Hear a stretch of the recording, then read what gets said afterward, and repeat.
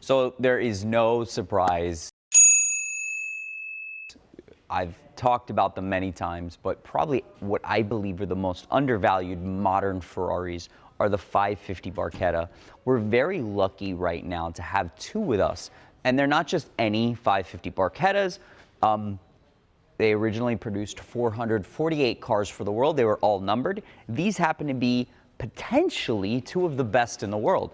The red car next to me, we bought and sold to a client last year. This is one of the early original prototypes, a European delivered car, stunning car, Rosso Corsa, very classic. And then next to me, in stunning silver, I don't even know how we got this car, 170 original miles, essentially a brand new US spec 550 Barchetta. So wanted to share both of these cars with you guys. Let's take a walk around the silver car. So this car just came in, as I mentioned, and I haven't really done a full inspection yet. Obviously with a 170 mile car, there's not much to expect. As you can see, the wheels are in a beautiful original condition. You can see that the outer lip has never been refinished. It's still beautiful. There's no clear chipping or anything like that.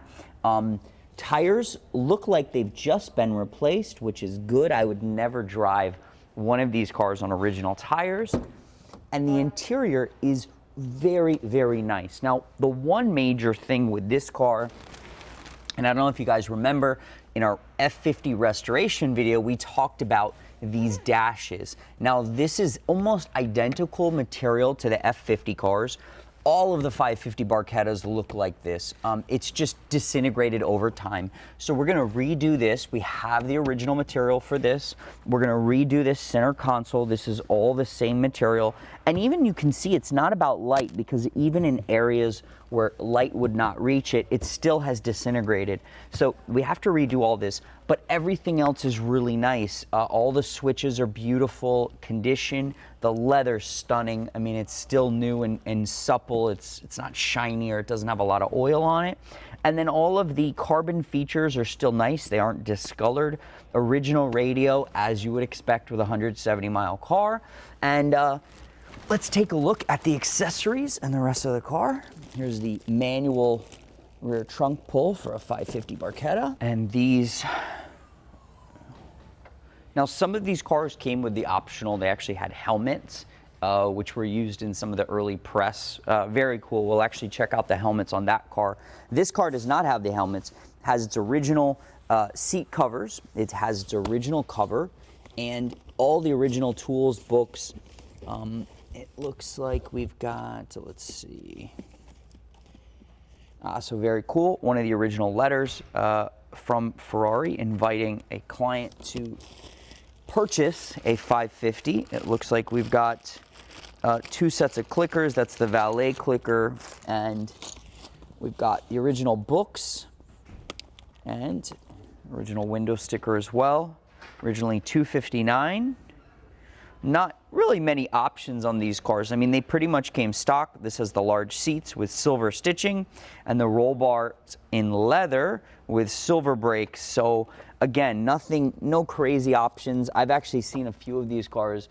There was one in yellow with blue.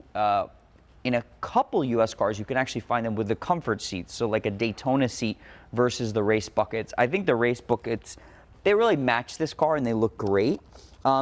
And again, very nice car. Everything's here. These always get stolen.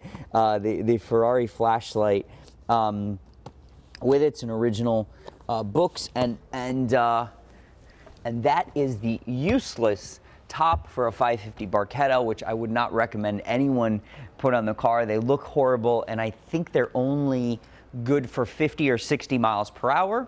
And then this car is the prototype, one of the early cars used for press. I don't know if you could see the difference between the Euro car and the US car is actually the steering wheel. So this has the same steering wheel from a 360. As you can see, this has the race buckets. This does not have stitching, so black stitching. And this car, actually, so all 550 Barchettas are numbered. This car is 001 of 448, and it says P3, traditionally indicating the prototype status.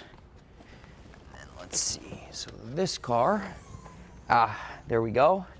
We have our helmets. So let's see what these look like. Am I doing this wrong?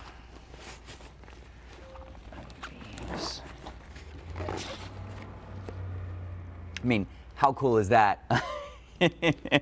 So cool, and actually branded 550 Barchetta Pininfarina.